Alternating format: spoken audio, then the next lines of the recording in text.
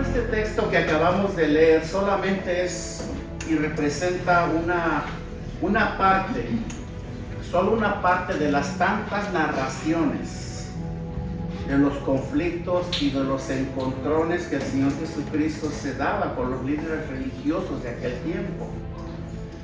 A lo largo del capítulo 21, capítulo 22, más bien desde el capítulo 20, vemos al Señor Jesucristo enfrentando una serie de enfrentamientos con los fariseos, con los saduceos, que era muy común, que siempre estaban oponiéndose a las enseñanzas del Señor. Y en esta ocasión, pues, el Señor toma la palabra de una manera determinante para poder debatir con los argumentos que estos hombres estaban levantando, y continuamente hacían cada vez que Él se paraba a enseñar a sus discípulos y a las multitudes. ¿Ven? Una vez más podemos ver lo que acabamos de leer, que los fariseos quisieron tentar a Jesús.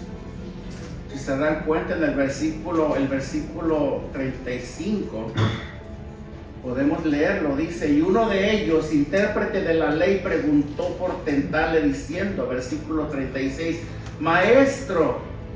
Esa palabra maestro, no piensen que este hombre conocedor de la ley e intérprete de la ley la decía porque guardaba mucho respeto al Señor o porque reconocía que Él de verdad era un gran maestro, sino que detrás de esas palabras había una falsedad muy grande, porque ellos estaban en contra de todo lo que Jesús enseñaba. ¿Sí? Le decían maestro porque querían a la vez impresionar a los demás, a las multitudes que estaban ahí testificando lo que el Señor hablaba. Pero no había sinceridad en esas palabras. Y vemos en este momento a uno de ellos que era, de acuerdo a la Escritura, un intérprete de la ley, quien, sabiendo de antemano este hombre la clase de pregunta que le estaba haciendo al Señor o que le iba a hacer al Señor, ¿verdad? En el versículo 36, pues él sabía qué tipo de pregunta le iba a hacer. Él esperaba que el Señor como que tambaleara un poco en ese momento, o que se pusiera nervioso, o que de pronto se manifestara delante de ellos la falsedad del Señor, porque ellos buscaban ocasión para tentarle, para hacerlo caer, para hacer que el Señor quedara como que Él era un falso profeta, un falso Cristo, porque de ahí no lo bajaban. Entonces Él pregunta de una manera sarcástica: ¿cuál es el gran mandamiento? Señor, maestro, ¿cuál es el gran mandamiento de la ley? Entonces, en los versículos 37 y 38, los cuales vamos a leer a continuación, Jesús toma su primer mandamiento del Shama, lo que le llaman en la comunidad judía el Shama, que en Israel es una de las principales plegarias, y lo es hasta la fecha todavía. Es una costumbre que ellos tienen de recitar 2 veces al día dentro de la religión judía el Shama, como le llaman, ¿verdad? El cual se consistía en repetir lo que vamos a leer, lo que ellos repiten de acuerdo a lo que era la Torá, los libros del Pentateuco. Un ejercicio que ellos hacían de una manera, no puedo decir sincera, devocional, sino religiosa, simplemente como una religión. Así como nosotros, puedes poner Deuteronomio 6, 4 al 5, así como nosotros hacíamos antes cuando recitábamos, ¿cómo le llaman? Cuando decíamos las comuniones antes, ¿no? El Padre Nuestro, por ejemplo, el Credo, el Ave María y todos esos rezos que nosotros repetíamos por costumbre, por religión, por creencia, pero muy alejadas de la sinceridad de un corazón que de verdad estaban pregonando, ¿verdad? Que lo que Dios representaba para nosotros en aquel entonces de nuestra ignorancia. Ahora ha cambiado porque ahora hemos tenido ya una revelación fresca que ellos no tuvieron. Pero ellos aún en el pueblo judío, como ellos aún siguen rechazando al Señor Jesucristo hasta la fecha, ellos aún siguen repitiendo el Shama, el cual consiste en las palabras de Deuteronomio capítulo 6, versículos del 4 a 5, que dice: oye Israel. Ellos lo repiten esto 2 veces al día, aún y hasta la fecha allá en Jerusalén. Oye Israel, Jehová nuestro Dios, Jehová uno es. Y amarás a Jehová tu Dios de todo tu corazón y de toda tu alma y con todas tus fuerzas. ¿Y el 6? ¿Quién es el 6? El 5, ahorita lo pones, está bien hasta ahí. Esto es lo que ellos repiten. Entonces el Señor toma ese primer mandamiento. Señor, ¿cuál es el mandamiento más grande? Ahí está. Y estas palabras que ya yo te mando hoy estarán sobre tu corazón. Entonces, el Señor toma la partida y les dice: ¿quieres saber cuál es el primer gran mandamiento de la ley? Bueno, y les repite algo que ellos practicaban y repetían de una manera religiosa. Como decimos nosotros comúnmente, les dio una sopa de su propio chocolate, porque ellos repetían frases, escrituras, el Torah, pero como nosotros repetíamos antes los rezos que antes repetíamos. Amén.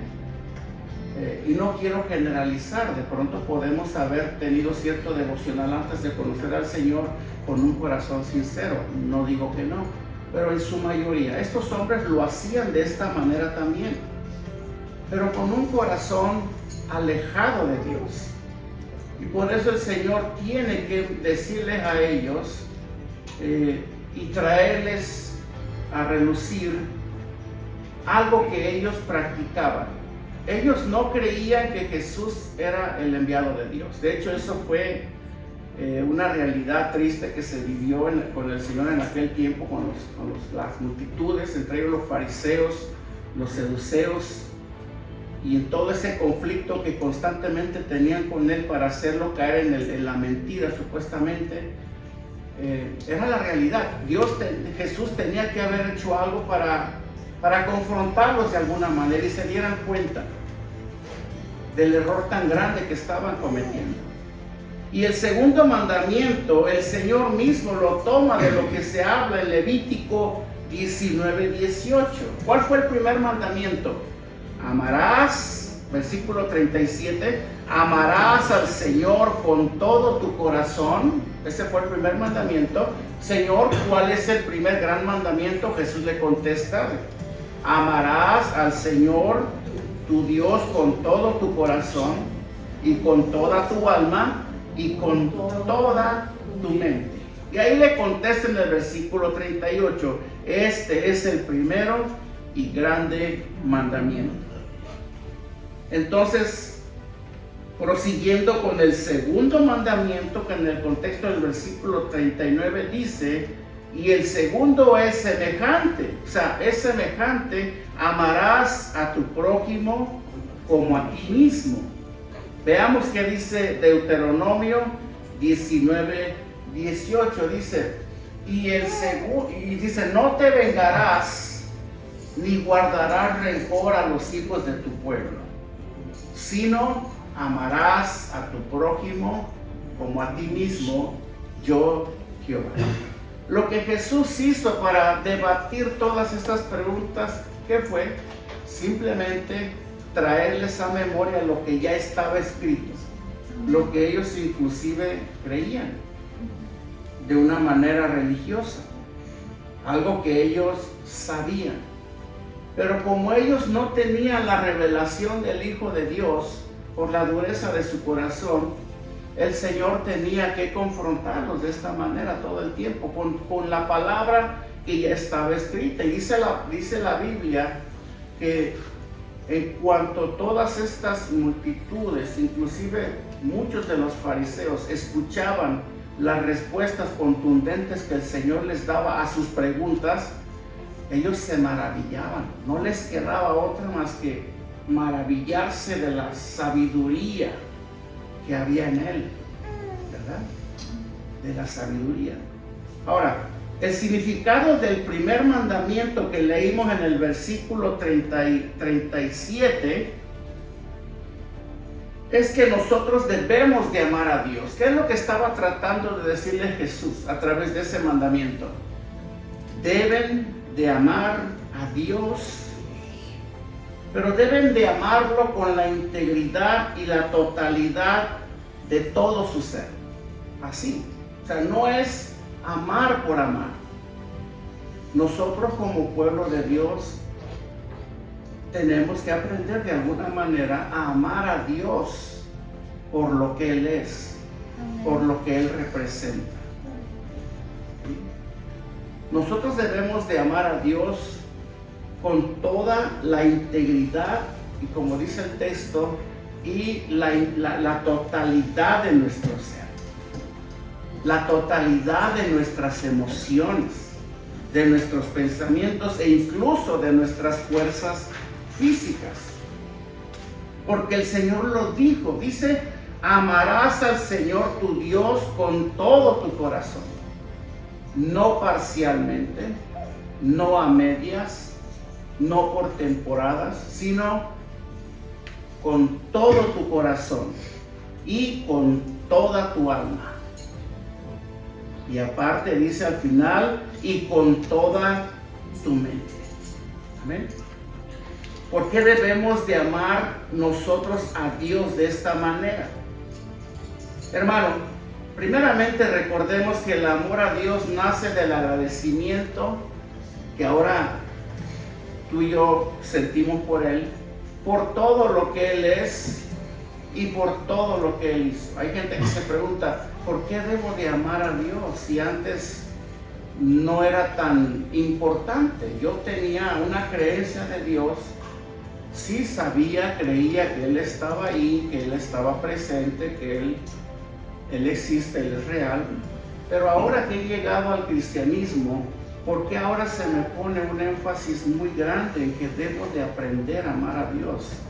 Y agregué esa palabra, aprender, porque muchos de nosotros, incluyéndome a mí mismo, debemos de aprender a amar a Dios. ¿Sí? Hermano, nosotros ahora estamos en una relación más íntima y más estrecha con Dios a través de su Hijo. De hecho, lo único que va a sustentar nuestra vida espiritual a lo largo de todo el peregrinaje que estamos viviendo mientras estamos en esta tierra es la relación que tengamos con Dios. Es de suma importancia, es algo que siempre hemos enfatizado desde este púlpito, que nosotros busquemos y perseveremos en tener y en guardar una estrecha relación con Dios. Amén. Ya no estamos viviendo como el tiempo judío, o como el pueblo judío, quienes de oídas creían en Dios, pero Él no abundaba en su corazón. Amén. Su fe en Él no era la fe de la cual ahora tú y yo hemos aprendido que la Biblia enseña. La fe de Dios, la fe de Dios en nosotros. Por esa razón, ahora que has llegado a Cristo y por el Espíritu Santo que vino a morar dentro de ti a partir de ese día que naciste de nuevo, ahora hay un énfasis muy grande y muy señalado en cuanto a tener una relación con Dios. De hecho, nosotros venimos a Cristo con esa misión, no de vivir algo como vivíamos en el pasado, sino hemos sido llamados a vivir ahora que estamos en el Señor una relación más íntima y más estrecha con Él, donde a través de esta va a surgir y va a provenir toda la provisión que nosotros vamos a necesitar para poder sustentar nuestra vida mientras estamos en este mundo. De otra manera, si no tenemos esa clase de relación, vamos a ser arrastrados por las corrientes de este mundo y toda una serie de dogmas y doctrinas que abundan hoy en día. Por eso tenemos que estar firmes y cimentados en la verdad de su palabra. Amén. Y por esa razón nosotros ahora estamos agradecidos con Dios. Y en esto consiste el amor de Dios en cada uno de nosotros. En el agradecimiento por todo lo que Dios es. Ahora hemos aprendido, de acuerdo al mandamiento del Señor, que nosotros no vamos a amar a Dios por lo que Él nos da, sino por lo que Él es. Hermano, nos estamos enseñando tú y yo a aprender a amar a Dios por lo que Él es. Mi hermano, no ames lo que Él te dé, ni lo que esperes recibir de Él. Ámalo a Él. Aprende, persevera en aprender a amar a Dios, a la persona de Dios, a la persona de Jesucristo, a la persona del Padre, a la persona del Espíritu Santo. ¿Eh? Aprende a amarlo, y por esa razón estamos dando la clase de los atributos de Dios, porque queremos que la gente aprenda y tenga una revelación más amplia en cuanto a la persona de Dios. Amén. Y lo estamos conociendo a través de sus diferentes atributos, en los cuales, en el conocimiento que hemos adquirido hasta ahora, nos sentimos más cerca y más identificados con Él. Amén. Aprendemos a amar a Dios por lo que Él es y también por lo que Él ha hecho. Hermano, no por lo que Él va a hacer, porque hay personas que aún esperan milagros de Dios. Claro que sí, Él tiene milagros, Él quiere bendecir nuestras vidas, pero acuérdate de esto y nunca se te olvide. Y en esto consiste esta revelación y este mandamiento, que si se trata de esperar qué ha hecho Dios, hermano, Él ya lo ha hecho todo. Amén. Él ya lo ha hecho todo. ¿Qué hizo? Entregó a su Hijo en una cruz, para que tú y yo no tuviésemos que pagar una deuda tan grande que teníamos delante de Dios. ¿Cuál es esa deuda? La deuda del pecado, lo cual nos tenía distanciados de la gracia de Dios. Amén. Ahora hemos sido liberados de esa deuda, por lo tanto, a través de Cristo Dios lo ha hecho todo. Y este, por supuesto, debe de ser un amor que se demuestra en nuestras vidas, dándole a Él el primer lugar en nuestras vidas. ¿Por qué? Porque nosotros sabemos que necesitamos de Dios. Ahora, como creyentes, necesitamos de Dios. Necesitamos de su gracia para vivir. Y es así lo que la Biblia enseña, como nosotros debemos de vivir nuestras vidas. Hermanos, si algo vamos a enfatizar nosotros desde este púlpito es eso precisamente, que debemos de aprender a depender de su gracia. Nosotros hemos llamado a vivir un estilo de vida y debemos de aprender, tú, yo y todos, debemos de aprender a vivir dentro del marco de su voluntad, no de la nuestra, porque la nuestra no encaja con la voluntad de Dios. Y en esto consiste el primer mandamiento: amarás a tu Dios con toda tu mente, con toda tu fuerza, con todo tu corazón, porque precisamente va a ser ahí, tras este conocimiento, donde tú y yo vamos a aprender a conocer su perfecta voluntad para nosotros. Hermano, yo amo a Dios, ¿sabes por qué razón? Porque he aprendido a patadas, a golpes, a caídas, a rasguños, a tropiezos, a todo, de que su voluntad es mejor que la mía. Me ha costado rendir mi voluntad, muchas veces me ha costado muchas veces renunciar a mis propios deseos, a mis ideas, a mis razonamientos. Me ha costado, mi orgullo ha ido al piso. He reconocido que la voluntad de Él es mucho mejor. La Biblia dice, es buena, es agradable y es perfecta. Amén. El libro de Primera de Juan, capítulo 4, versículo 19, si Cristian lo pone. Fíjense bien, tenemos aquí una combinación de 3 versículos que nos enseñan y nos dan una pauta el por qué nosotros debemos de aprender a amar a Dios. Vuelvo a repetirlo, aprender a amar a Dios. Dice la palabra del Señor, nosotros le amamos a Él, ¿por qué? Porque Él nos amó primero. ¿Quién tomó la partida? Dios. Dios. Nosotros amamos a Dios porque dice Juan, porque Él nos amó primero. Esa es una enseñanza que nosotros podemos aprender en esta mañana, que nos puede llevar a este fin. Amar a Dios como el Señor lo mandó en el primer mandamiento. Y luego primera de Juan 3:16 dice, dentro de esta combinación de versos que nos van a revelar por qué razón tenemos que aprender a amar a Dios, dice, en esto hemos conocido el amor de Dios. ¿En qué, Juan? En que Él puso su vida por nosotros. ¿Amén? Nosotros, Juan dice, nosotros también debemos poner nuestras vidas por los hermanos. Y aquí ya Juan está apuntando al segundo mandamiento. No te me adelantes, Juan, pero de lo que Jesús estaba hablando en el contexto. ¿Amén? Dice que Dios demostró su amor poniendo su vida por nosotros. ¿Por qué debo de amar a Dios? Porque Dios puso su vida por nosotros y demostró su amor a través de esto. Juan 15:13 dice, veamos lo que dice, nadie tiene mayor amor que este. ¿Por qué debo de amar a Dios? Porque nadie, hermano, nadie, con el debido respeto para el cónyuge que tienes a un lado en esta mañana, los que lo tienen, nadie, ni siquiera tu cónyuge, te va a poder amar como Cristo te amó, como Cristo te ama. ¿Sí? Nadie tiene mayor amor que este, que uno ponga su vida por sus amigos.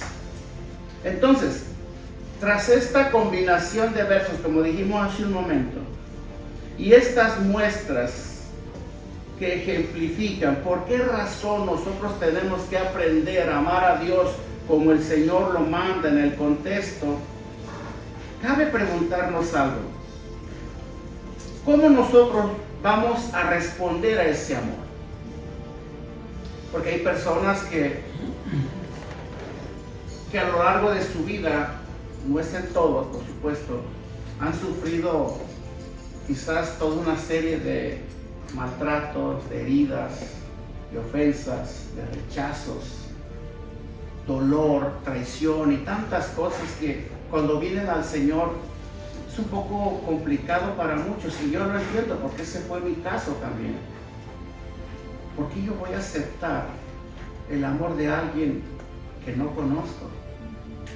¿Sí? Y empezamos a cuestionar, ¿por qué si la Biblia dice que Dios me ama y que Dios me amó desde que yo nací, desde antes, por qué tuve que sufrir y padecer todo lo que sufrí? ¿Por qué Él permitió que yo sufriera de esta manera?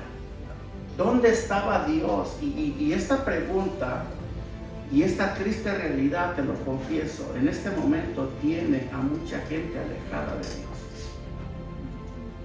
¿Verdad? Tiene a mucha gente cuestionando a Dios.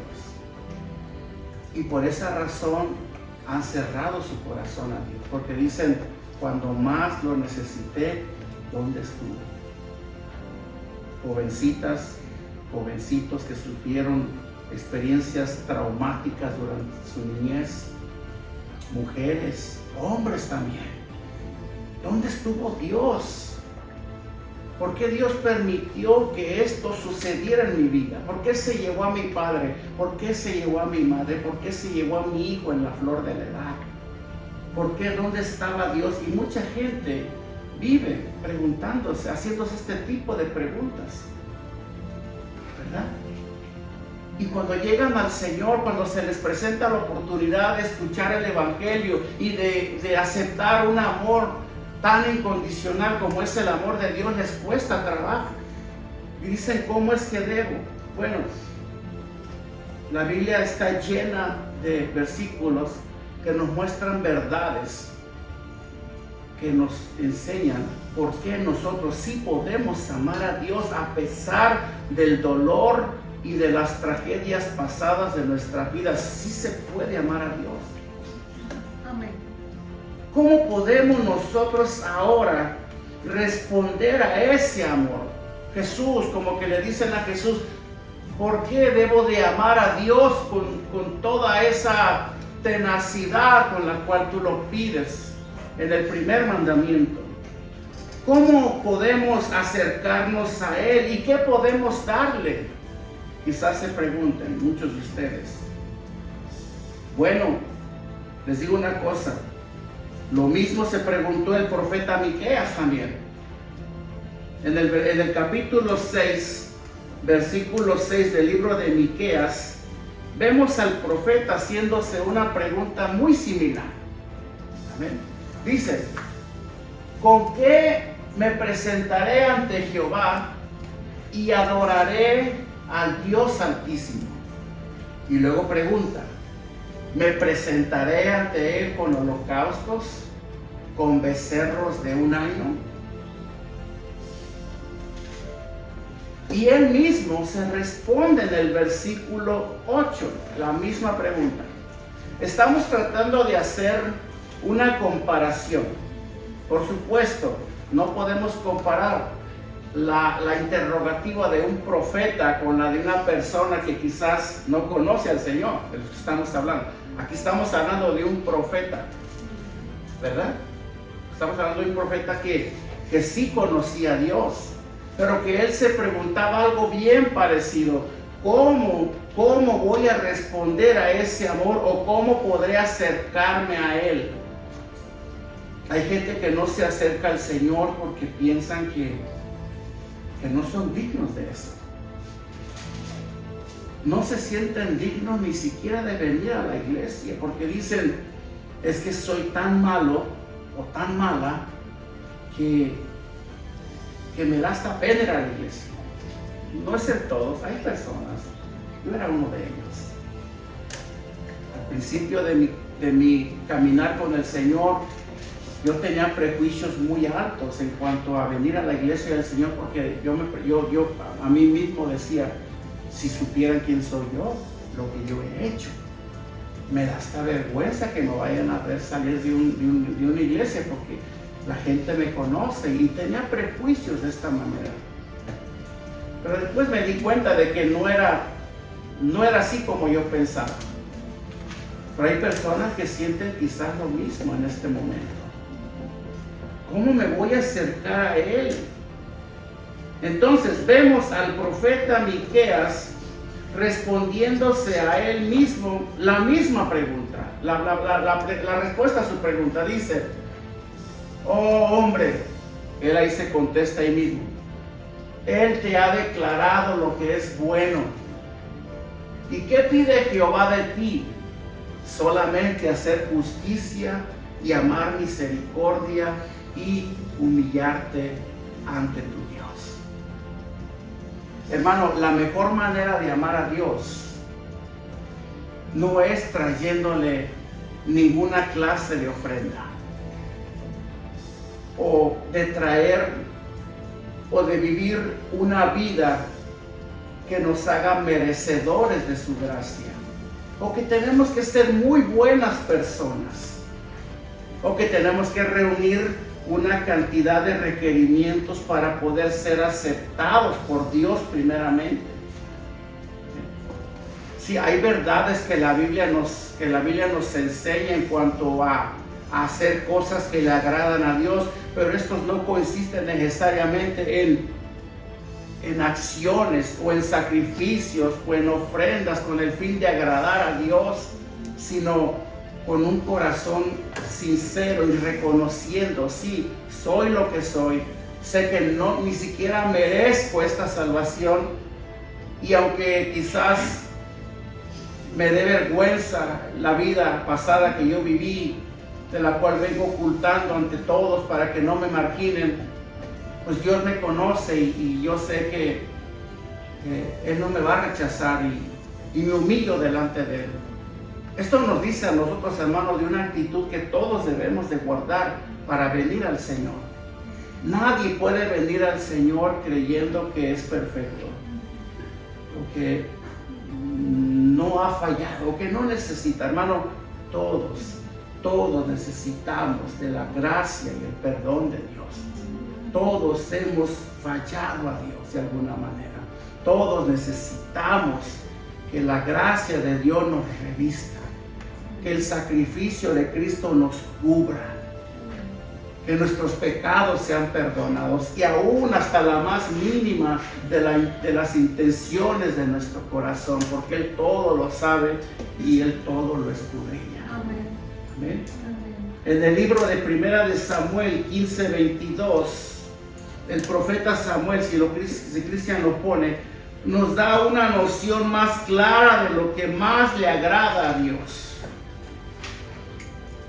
los cuales no son los sacrificios ofrecidos como ofrendas según lo determinaba la ley, sino, como dice el profeta, la obediencia a su palabra. Cuando Jesús dijo, y amarás al Señor tu Dios con todo tu corazón y con toda tu alma, no se estaba refiriendo a través de ritualismos, a través de ofrendas, se estaba refiriendo, lo amarás con todo tu corazón porque lo vas a obedecer. Porque en la obediencia se cumple la ley de Dios. Amén. Dice el profeta, y Samuel dijo, ¿se complace Jehová tanto en los holocaustos y víctimas, como en que se obedezcan a las palabras de Jehová? Ciertamente el obedecer es mejor que los sacrificios y el prestar atención que la grosura de los carneros. Nosotros amamos a Dios cuando lo obedecemos. Cuando obedecemos sus mandamientos, cuando obedecemos su palabra. Esta es una palabra que el profeta le estaba dando a Saúl, el hombre que fue destronado del reinado por desobedecer a Dios y que quiso lograr conseguir el agrado y la complacencia de Dios a través de carneros, pero llevando una vida de desobediencia. Y el profeta Samuel le dice precisamente estas palabras: Jehová no se complace en holocaustos, ni en ofrendas, ni en nada de lo que tú intentas ofrecerle para que Él te acepte como rey, sino en obediencia. Saúl desobedeció a Dios y por lo tanto el trono le fue quitado. ¿Qué es lo que tenemos que hacer nosotros?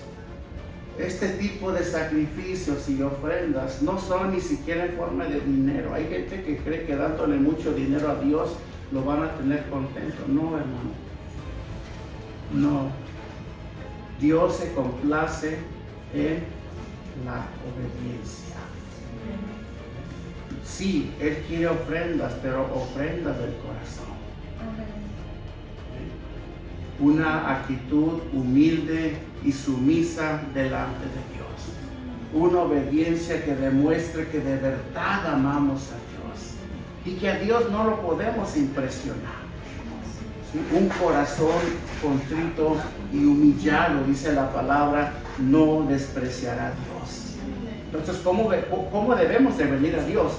Humillados, sumisos, obedientes a su palabra, y de esa manera estaremos cumpliendo a cabalidad el primer mandamiento que el Señor les estaba presentando a los fariseos. ¿Amén? Amarás a tu Dios con todo tu corazón. Por eso, hermano, el cumplimiento de la ley no solo es vertical. ¿Qué quiere decir vertical? Vertical y personal. No, sino también horizontal y hacia los demás. Es así. O sea, me explico. No es solamente yo y Dios. Yo y mi devoción a Dios. Yo y mi fe con Dios. Sí, esto consiste en eso. Pero Jesús está diciendo, y amarás a tu Dios con todo tu corazón. Amarás a tu Dios con todo tu corazón significa, no solamente lo vas a amar, sino que vas a demostrar con tu amor a otros que amas de verdad a Dios. Amén. O sea, el mandamiento no se puede cumplir a medias. Si decimos que amamos a Dios, tenemos que amar a nuestros semejantes. Amén. No es vertical y personal, sino también es horizontal. Viene de aquí, viene de arriba y hacia el horizonte, hacia los demás. Amén. Y es así, hermano, de acuerdo a la palabra y el mandamiento de Dios, como nosotros amamos a Dios. ¿Cómo? Amando a nuestro prójimo, como a nosotros mismos. Por eso Jesús afirma que el amor a Dios con todo el corazón y con toda el alma y con toda la mente, eso es solamente el primer mandamiento. ¿O no? Jesús lo dijo. Y amarás a tu Dios con todo tu corazón y con toda tu alma y con toda tu mente. Sí, ese es el primer mandamiento. Pero acuérdate, la vida en Cristo no se vive solamente de esa manera. No se vive de una manera vertical. O sea, no nos podemos quedar con lo que Dios nos da. Dios derrama de su amor y de su gracia sobre nosotros de una manera abundante. ¿Para qué? Para que nos llenemos cada vez más o nos sintamos los consentidos de Dios y no más para acá. No, Dios nos da porque quiere que nosotros seamos canales de ese amor, de esa bendición, de esa gracia, de esa misericordia. Por eso no nos podemos quedar con el primer mandamiento. Gran parte de la iglesia del Señor se ha quedado cumpliendo el primer mandamiento, cuando no es así. A eso se le llama obediencia a medias. Y una obediencia a medias no es obediencia. Tú no le puedes pedir a tu hijo que haga algo y te lo haga a medias, porque tú lo vas a reconocer o lo vas a reprender en base a cómo realizó esa tarea, como tú se la mandaste. De igual manera con Dios también. Jesús dice, de acuerdo a Deuteronomio 6, amarás a tu Dios. Sí, ama a Dios, es el primer mandamiento, pero no te quedes ahí. ¿Te acuerdas que dijimos hace un momento que la vida en Cristo significa una relación personal entre cada uno de nosotros con Dios? Porque es de ahí donde va a venir todo lo que necesitemos. Ese sustento que viene de arriba no solamente es para mantenernos firmes en la fe, sino para también poder sustentar la vida de otros, los que aún no han llegado.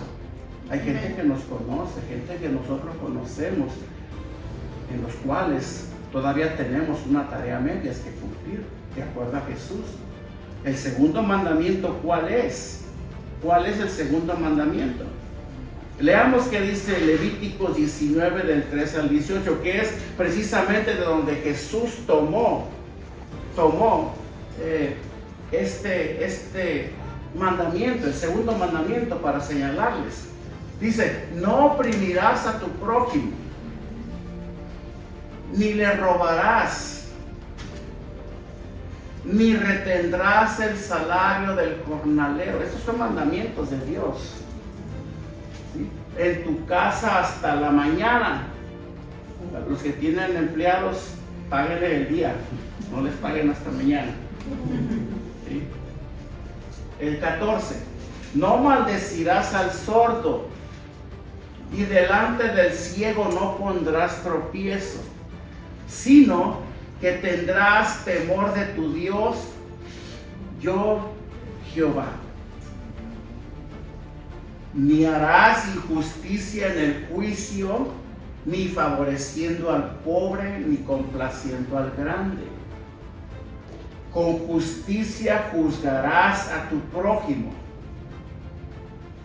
No andarás chismeando entre tu pueblo. No atentarás contra la vida de tu prójimo. Yo, Jehová. ¿Quién lo manda? Jehová, Dios. 17. No aborrecerás a tu hermano. en tu corazón. Dice aquí, no dice con tus palabras, aquí. Razonarás con tu prójimo para que no participe de su pecado. Y 18, no te vengarás, ni guardarás rencor a los hijos de tu pueblo, sino, y ahí está el mandamiento que el Señor tomó de ejemplo, sino amarás a tu prójimo como a ti mismo, dice Jehová, o yo Jehová. ¿Se dan cuenta? El Señor toma el mandamiento de Levítico capítulo 19 para enseñarle a estos fariseos en qué consistía el segundo mandamiento. Amarás a tu prójimo como a ti mismo. Y en esto consiste ese segundo mandamiento. Es el que establece el cumplimiento de este mandamiento, aquel que se debería, yo creo que se debe de demostrar con acciones abiertas y prácticas todos los días. ¿Hacia quién? Hacia nuestro prójimo. ¿Sí? Resumiendo un poco en base a todo lo que nos dijo Deuteronomio del 13 al 18, significa amarás a tu prójimo como a ti mismo, significa no vas a oprimir a tu prójimo, no le vas a robar, no le vas a retener el salario, no lo vas a maldecir, no vas a ser injusto con él, ¿sí? No vas a hablar chismes de él, no vas a murmurar contra él, no vas a atentar contra su vida, no vas a aborrecerlo en tu corazón, no vas a reprenderle cuando, dice, vas a ir a reprenderle, perdón, cuando él peque. Ese es amar al prójimo. Cuando alguien venga y te diga, has pecado, o estás haciendo malas cosas y eso no le agrada a Dios, no lo aborrezcas, ámalo más, porque ese es un verdadero amigo. Mira, hermano, nosotros comúnmente a la gente que nos dice nuestras verdades los llegamos a aborrecer, ¿no es cierto? Pero al contrario, esa es una señal clara, hermano, de que sí de verdad le importas a esa persona. La Biblia nos dice, si tú ves a tu hermano que peca, ve y repréndele. Y si te hace caso, has ganado un hermano, ¿sí o no? Así dice la Escritura. Amén. De igual manera, si tú ves a tu hermano pecar, ve y repréndele. Eso es amar a tu prójimo. No aborrecerlo, amarlo. No vengarse de tu prójimo, ni guardarle rencor, sino amarlo como te amas a ti mismo. Amén. ¿Por qué Jesús usa el segundo mandamiento para establecer esta enseñanza? Hermano, antiguamente el pueblo judío tenía muchas leyes humanitarias, como las que abundan hoy en día. Leyes humanitarias en favor del prójimo necesitado, pero con el paso del tiempo, todas estas leyes, estos estatutos de la ley, lo que ellos mismos establecían, se fueron dejando poco a poco. O sea, yo no sé, como que se empezaron a volver un poco más indiferentes, más livianos, más fríos, yo no sé. Se fueron dejando de lado. Ya no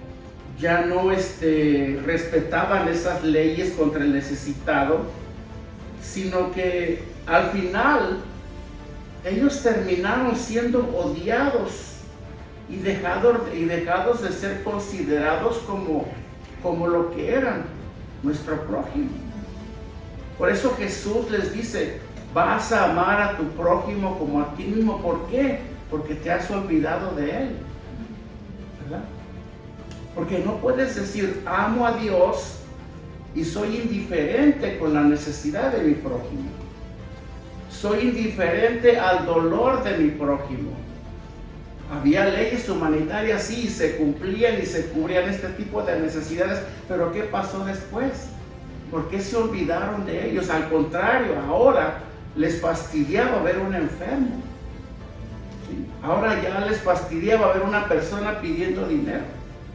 ¿No les dice eso mucho, hermanos? ¿No refleja eso mucho en la realidad de la sociedad del tiempo presente? Donde ya la gente necesitada que anda en las calles pidiendo, ya no representan muchas veces para nosotros algo que nos lleve a una misericordia por esa persona o compasión. Sí está bien, yo sé que hay muchos que se las gastan, ¿no? Pero es nuestra actitud sobre todo.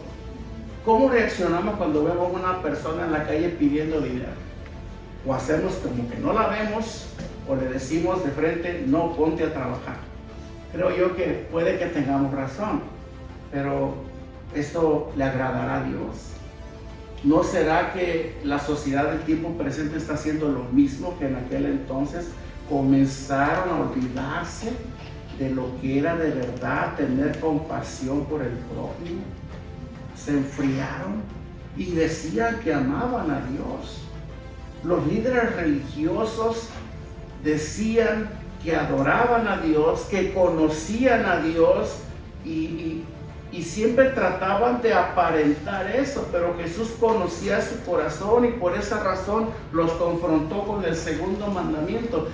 Si ustedes dicen que aman a Dios, ¿por qué razón entonces hay tanta gente menospreciada entre ustedes cuando no debe de ser así? Amén.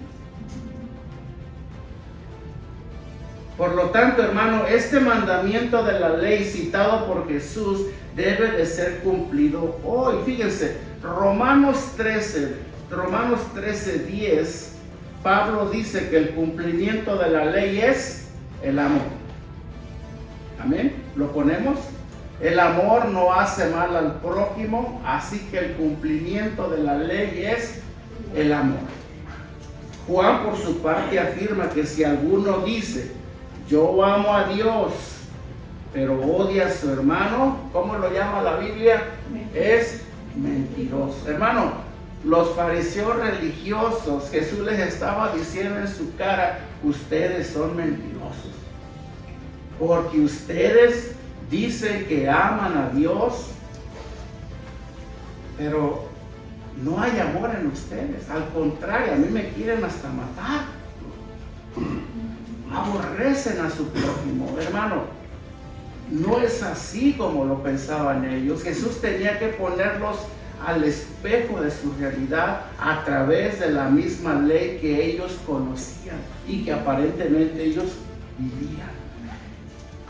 Primera de Juan 4:20 dice, y si alguno dice yo amo a Dios y aborrece a su hermano, es mentiroso. Eso dice la palabra. Pues el que no ama a su hermano, oigan bien esto, a quien ha visto, ¿cómo puede amar a Dios a quien no ha visto? ¿Amén? Este es un examen que sería un tanto saludable hacerlo a nosotros mismos constantemente cuando tratamos de evaluar si de verdad amamos a Dios de una manera personal. Y esto es algo que hasta yo mismo lo debo de hacer también, porque también estamos en el mismo barco. Cuando yo diga, Señor, te amo, tengo que evaluarme a mí mismo y pensar, ¿de verdad lo amo? ¿Cómo está mi relación con los demás? ¿Cómo está mi trato hacia los demás? ¿Hay rencor en mi corazón? ¿Hay resentimiento en mi corazón hacia alguien? ¿Cómo está mi corazón? Es lo primero que debemos de evaluar nosotros en nuestro corazón y en nuestra vida. Si digo que amo a Dios, entonces como consecuencia de ese amor, debo de amar a mi prójimo. Debo de perdonar a mi prójimo. Amén. Debo de vivir amando y entregando mi vida por mi prójimo. ¿Por qué? Porque Jesús me puso ese ejemplo. Lo dice Juan claramente en el versículo que acabamos de leer. O sea, según las palabras del apóstol Juan, no podemos decir que amamos a Dios a quien nosotros vemos si no amamos a nuestro prójimo. O sea, para entenderlo más, aquella persona que está a nuestro lado o que está cerca de nosotros. Amén. A la que, hermano, tristemente muchas veces nosotros discriminamos. Amén. ¿Por qué la discriminamos? Porque son diferentes a nosotros. Culturalmente hablando, existe mucho este prejuicio en la sociedad. Aún entre los mismos ciudadanos de un país o de una nacionalidad, como por ejemplo aquí en Estados Unidos es muy dado eso. Aquí hay una mezcla de naciones.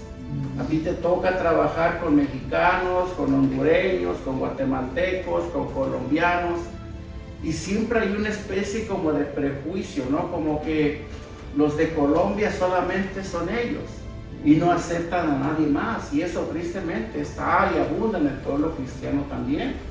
Esos grupitos que distinguen las nacionalidades y las culturas no deben de existir dentro de la iglesia del Señor. ¿Por qué? Porque delante de Dios todos somos una sola nación. Hermano, yo debo de ver a mi hermano colombiano no porque él es colombiano y yo mexicano, sino porque él es un hijo de Dios y somos hijos del mismo Padre. No debe de haber esa clase de prejuicios. ¿Ven? No debe de haber. No debemos de hacer ningún tipo de distinción. Por lo tanto, nosotros no debemos de discriminarlo, sea por su nacionalidad, sea por su clase social, sea por su forma de pensar, sea por su cultura, sea por su forma de vivir, o sea también por su forma de expresar su fe también. Si tú ves a un hermano que ama a Dios y vive una vida devocional delante de Dios, no lo juzgues mal, no lo aborrezcas, al contrario, inspírate en esa relación que él tiene con Dios. Ámalo porque él es un hijo de Dios, así como tú. Jesús dijo: y amarás a tu prójimo como a ti mismo. Aprende a ver a tu prójimo como que eres tú mismo. Acuérdate que por esa persona también el Señor Jesucristo derramó toda su sangre en la cruz. Le costó al Señor lo mismo que le costó tu vida también. Por lo tanto, no hagamos este tipo de distinciones. No discriminemos a nadie por ninguna de estas causas. Veámoslos a todos como lo que son, hijos de Dios. Y si no son hijos de Dios, aprendamos a amarlos de igual manera, porque eso va a poner de manifiesto de verdad si amamos a Dios. La Biblia no dice ama solamente a los que son hijos de Dios. No, ámalos a todos. Ámalos a todos y practica ese amor con todos. No hagas distinciones. Aún con el alcohólico, con el drogadicto, con el ladrón, con el adúltero, aún con todos ellos, aprende a amarlos. ¿Por qué? Porque hasta por ellos Cristo entregó su vida en una cruz. Hasta por ellos murió también. Como creyentes no hagamos este tipo de separaciones. El apóstol Juan afirma en su primera carta que el que no ama a Dios, fíjense bien cómo lo dice Juan, capítulo 4, primera de Juan, versículo 8. Juan lo dice de esta manera: el que no ama no ha conocido a Dios.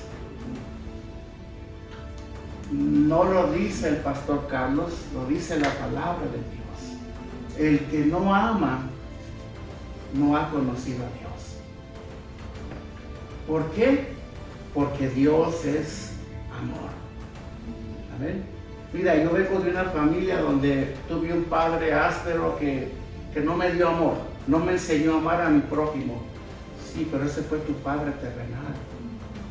Quizás te maltrató, fue indiferente contigo, te abandonó y te hizo lo que te hizo. Por esa razón ahora estás endurecido. Acuérdate de esto.